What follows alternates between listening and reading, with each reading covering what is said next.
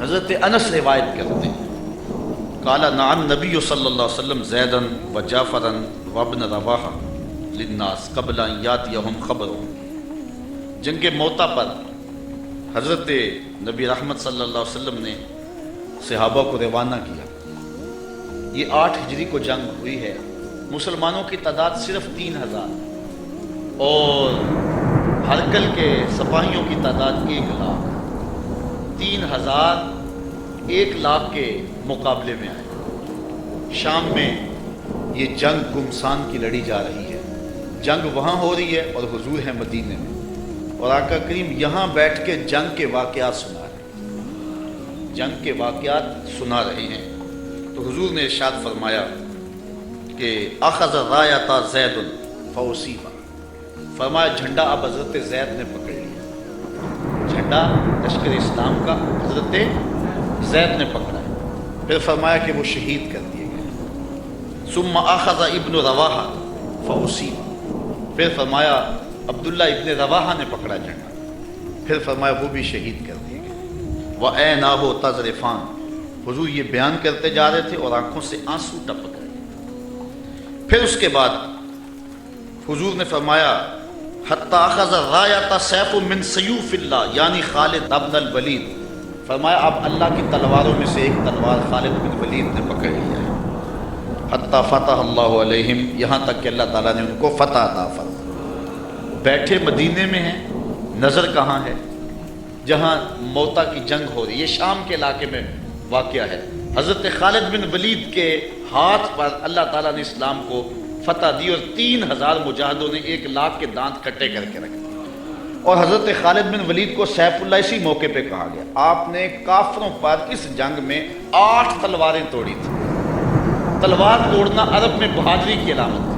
جو تلوار توڑتا اتنے لوگوں کو مارتا کہ اس کی تلوار ٹوٹ جاتی۔ اس جنگ میں 8 تلواریں توڑی حضرت خالد بن ولید۔ ساری زندگی حضرت خالد بن ولید کی آرزو رہی کہ میں بھی شہید ہو جاؤں راہ خدا، لیکن یہ ان کی آرزو پوری نہ ہو سکی، اس لیے کہ وہ اللہ کی تلوار تھے، اور اللہ کی تلوار کو کون توڑتا؟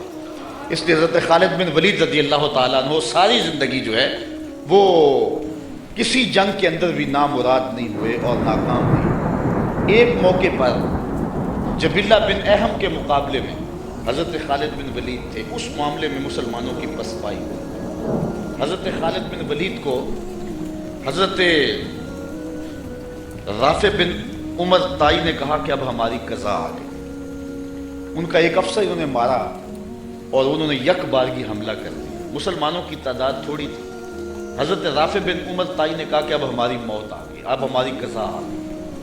حضرت خالد بن ولید نے کہا کہ واقعی مجھے بھی یوں ہی لگتا ہے، کیونکہ میں کسی جنگ میں ناکام نہیں ہوا اور پسپا نہیں ہوا، لیکن آج ہم پسپا ہو رہے ہیں۔ اس کی ایک وجہ ہے کہ حضور علیہ السلام کے مبارک بال میرے پاس تھے اور میں ٹوپی میں سیب ہوں، اور ہر جنگ میں میرے ساتھ ہوتے تھے۔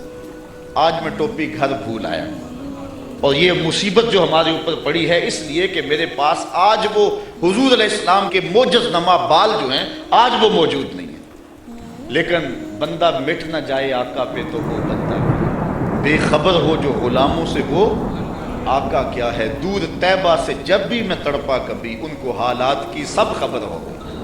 حضور حضرت ابو عبیدہ کو خواب میں ملے اور فرمایا خالد پہ مشکل بنی اور تم یہاں سو رہے ہو۔ وہ فوراً اٹھے اور اعلان کروا دیا، کہا جلدی تیار ہو جاؤ، حضرت خالد کی مدد کو پہنچنا۔ راتوں رات لشکر تیار ہوا اور حضرت خالد بن ولید رضی اللہ تعالی عنہ کی مدد کے لیے لشکر چل پڑا۔